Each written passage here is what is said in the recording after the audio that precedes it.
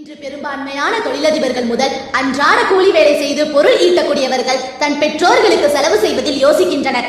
இன்று வந்த மனைவிக்கு தேவையானவை தேவையில்லாதவைகள் எல்லாம் யோசிக்காமல் செலவு செய்கின்றனர். செலவு செய்வதற்கு தகுதியானவர்களில் முதன்மையானவர்கள் நம் பெற்றோர்கள் என்பதை இறைவன் தன் அருள்மறை திருக்குர்ஆனில் கூறுகிறான். يسألونك ماذا ينفقون قل ما أنفقتم من خير فللوالدين والأقربين واليتامى والمساكين وابن السبيل وماذا تفعلوا من خير فإن الله به عليم.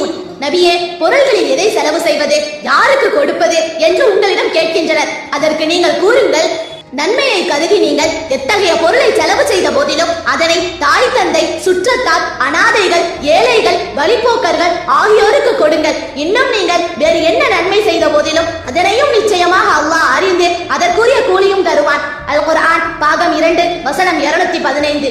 இவ்வசனத்தின் நீதி என்னவென்றால், செலவு செய்வது